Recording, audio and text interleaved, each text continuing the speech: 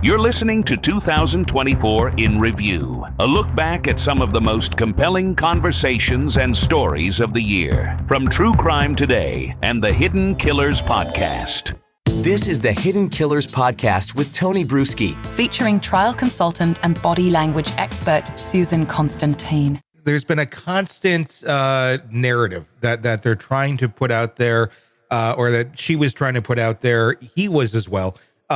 Before, obviously, her body was found, and that was that somebody took her. It couldn't have been she ran away, couldn't have been she was murdered, but let's take a look at some of those clips. This is still from that WFTV interview. We spoke about her birthday party. She had a birthday party on Sunday. She had a great time. I couldn't make it because I was working, but she had an amazing time. She was so happy with all her gifts. I told her good night, and yeah, that was it. I wasn't the one who took her to school in the morning. That was my partner. But yeah. 13? She's 13 years old, yes. 13, Madeline? Madeline. What are you thinking right now?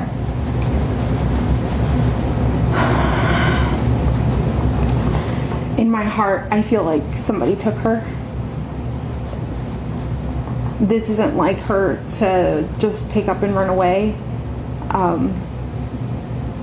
or just not go to school. I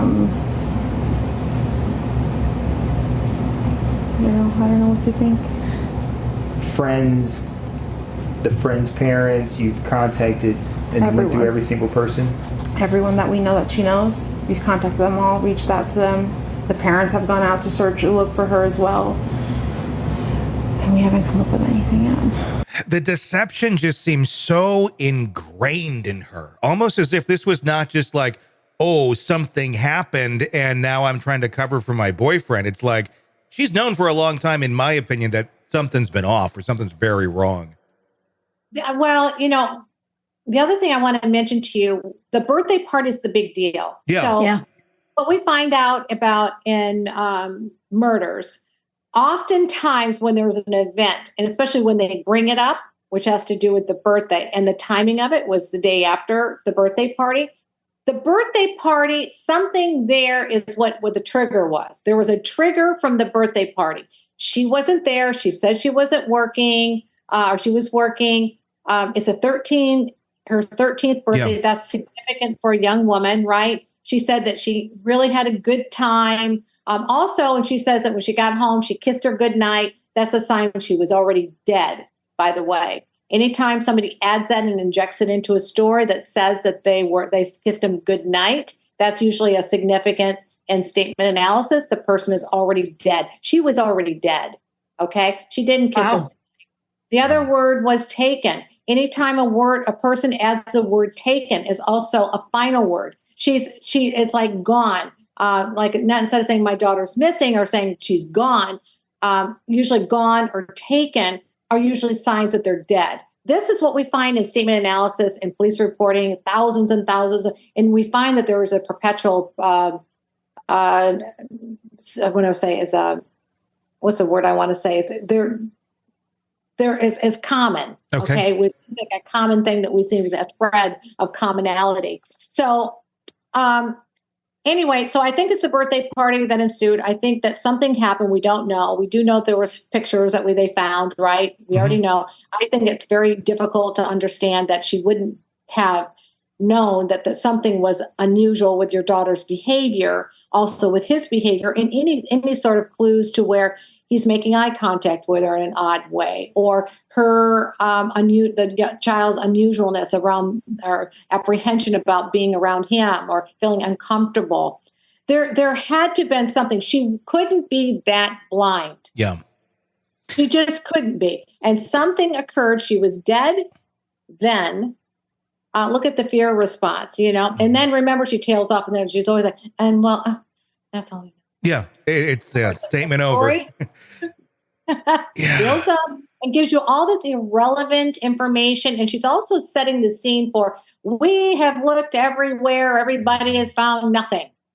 So she's just setting the stage. That's all she's doing. That is a big one. And that's one of those things that I've noticed quite a bit is she's literally dismissed searches for her daughter while she was missing. I'm going to go to that one right now. This is from the Fox 35 interview initially. I'm staying at home, staying by the phone, hoping she just appears.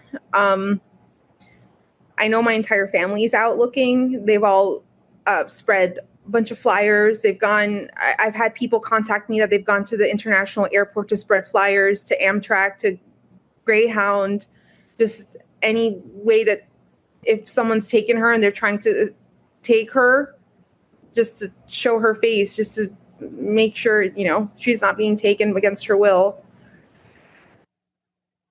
Did that. She's staying by the taken phone like 3 or 4 times. Yeah. And there was also a mention in this, and I don't know if it was in that clip or not, where where she mentions, I don't think they're going to find her over by the woods. I don't think they're going to do that. And that to me was also very bizarre as to why one would dismiss someone who's actively searching for your daughter. Be like, I don't think they're going to find him.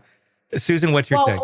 What your mother would say is, I hope that my child's not out in the woods. We're still, we're not even thinking that right now. What we're thinking about is trying to find our daughter, or my daughter. Yeah. So that shouldn't be even in her mind. But I want you to watch, and this is just one clip. If you watch the boyfriend's behavior in the back, he's in the freeze response, right? Yeah. So he's kind of stalking over her, watching her distinguish it. I don't think he thinks that he's actually in the picture of the camera. But you showed one clip, but there's another one too, of where, she's talking about that when she dropped her, we just don't know where she was there. And he comes up and he's stroking his beard, or he's rubbing his head. And there's other times where he's stretching his fingers and he's cracking his knuckles. These time that with when she makes these specific statements, because the statements that she's making, his reaction is from that stimulus.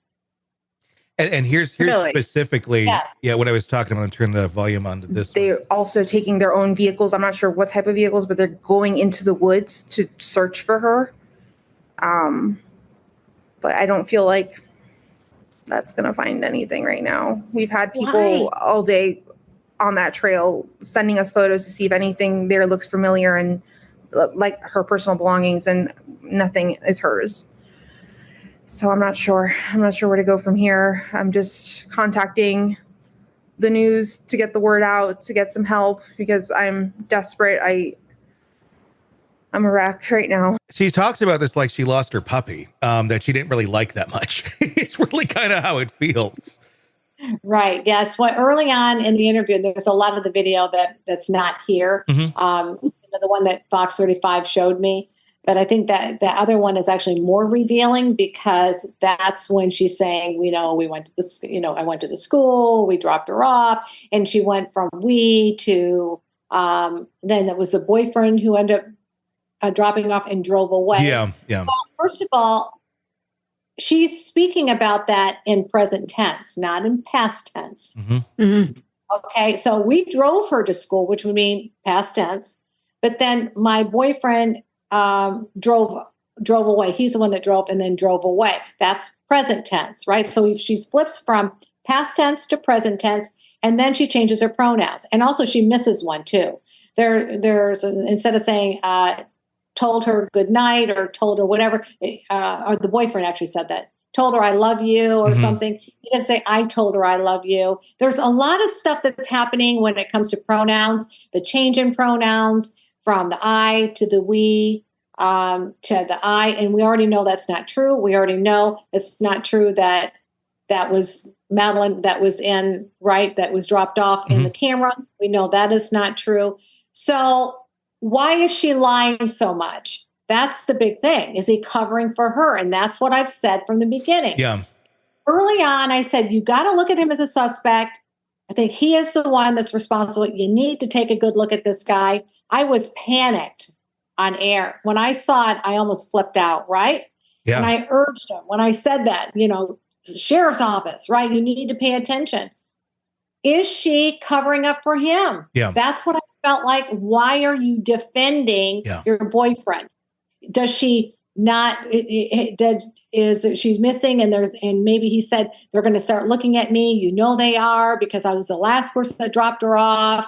And then she goes, yeah. Well, we can't say that story because that's going to get you in trouble. We just have to focus on trying to find her. Yeah. And he's playing this game behind the scenes, and she's maybe naive and feeding into it. But I think that she did know something was wrong, especially when you look at the part where she says, I kissed her goodnight. There's too many clues in deceptive language that led to believe that she knew she was dead already. So why is she covering up? I have no idea. And it's sick, because if you're to go into analyzing, why is she covering up for him? Then you start to kind of look at all these charges that he has against him now, the multiple years of sexual abuse that's been on camera. And you kind of go, how did you not know this was going on in your home? Where were these photos going? Who else are you sending them? Are you trafficking her? And it kind of then starts to lean into, was mom a part of that? We don't know the answer to that right now, but I'm sure they're very quickly trying to build their case against her, if that's what it is. But that's the so sick, scary part, is this is the one person in your world who should be protecting you at all costs. And were you a part of her abuse, mom? Right. And that's, I think, a big question. Tony, when you look at this, first of all, pedos have a soup du jour. They have a specific demographic of what they like. Boys, little girls, little kids between certain small age kids to toddlers to, I know it sounds sick, teens and, even elderly people. I mean, it can go really weird, right? So my question would be, which he is a pedo, because we've already heard about all the videos and the graphicness of them. What was their sex life like? So that would in itself be a clue, because when these pedos are so fixated and this is what gets them off, it's hard for them to get off on somebody that's their own age and it's a normal, healthy relationship. It doesn't happen. So to me, that would be a huge, big red. And I've mentioned that in a couple of different shows, only because of the training that I've gotten in the emerging trends of sexual crimes against children, learning about pedophilia and those that are the perpetrators and what they look for and what they like and why they like it, and watching the interviews of all these perps, and realize that, they have a soup du jour. Want to listen ad-free? Want advanced access to all of our interviews before anyone else? Become a True Crime Today Premium Plus subscriber on Apple Podcasts. You get every episode commercial-free, so you can binge on true crime until you can binge no more. Search True Crime Today Premium Plus on Apple Podcasts now, or go to our podcast page and sign up now. More of the Hidden Killers podcast next.